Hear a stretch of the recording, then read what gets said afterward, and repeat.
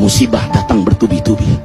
Yang pertama, karena banyaknya maksiat.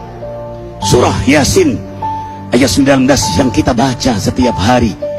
Kemalangan terjadi, musibah terjadi, malapetaka terjadi karena dosa keterlaluan kalian kepada Allah.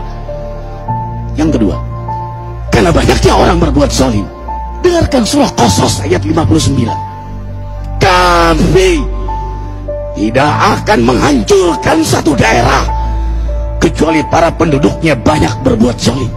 Anak durhaka pada orang tua, istri yang berani kepada suaminya, perampok, pembunuhan di mana-mana.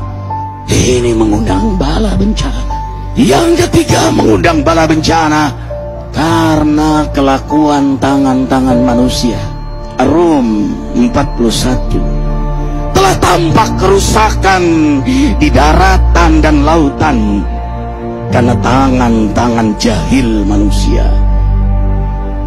agar mereka merasakan akibat perbuatan mereka. Sebagian mereka merasakan akibat perbuatan mereka, agar mereka kembali kepada Allah. Yang keempat, bencana terjadi karena para tokoh melakukan kemaksiatan dan kezaliman. Dengarkan dengan iman, wahai penduduk Indonesia yang mulia. Bila kami ingin menghancurkan suatu negeri, kami perintahkan para tokohnya untuk taat kepada Allah, tapi mereka maksiat, tapi mereka berbuat zalim, tapi mereka khianat kepadaku dan kepada makhlukku. Bahaqqa alaihil qaul, maka haklah untuk mereka datang bala bencana seperti kaum Ad, kaum Samud, kaum Lut, kaum Nuh. Kami hancurkan sehancur-hancurnya. Siapa tokoh itu? Para pemimpin kita yang sumpah Al-Quran di kepalanya, demi Allah tidak korupsi. Lalu korupsi. Siapa lagi? Hartawan, orang-orang kaya yang dengan harta berpoya-poya, sombong, maksiat dengan kekayaannya di tengah orang yang banyak menderita. Siapa lagi? Ulama yang menjual ayat-ayat Allah dengan murah. Subhanallah. Yang kelima, mengapa bala bencana terjadi? Karena orang-orang soleh, orang-orang baik diam melihat kemaksiatan dan kemungkaran.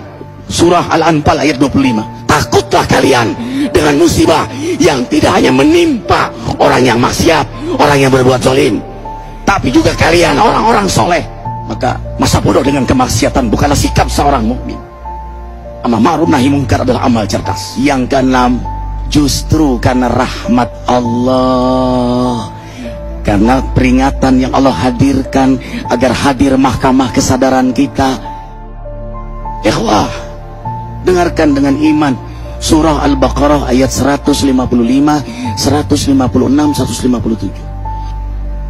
Kami pasti uji kalian dengan sesuatu yang buat kalian takut lapar, takut miskin, takut kematian.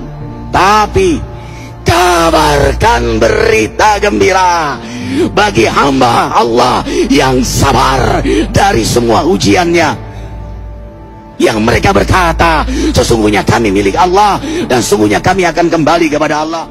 Yang terakhir, yang ketujuh, ada yang nanya, bagaimana yang maksiat yang selamat?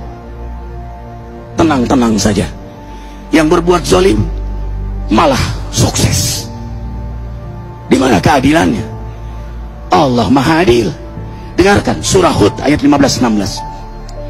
Barang siapa mencari kesenangan dunia, lalu dia menghalalkan semua cara, apa kata Allah? Kami beri, tapi di akhirat tidak mendapatkan secuil pun kenikmatan, malah nikmat di dunianya menjadi bahan bakar azab untuk dirinya. Itulah istidrat. Lalu apa sikap kita sekarang? Orang beriman menjadikan peristiwa apapun sebagai jalan untuk mendekatkan dirinya kepada Allah.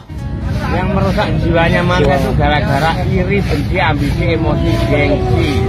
Gengsi itu yang penyakit hati. yang paling nomor satu di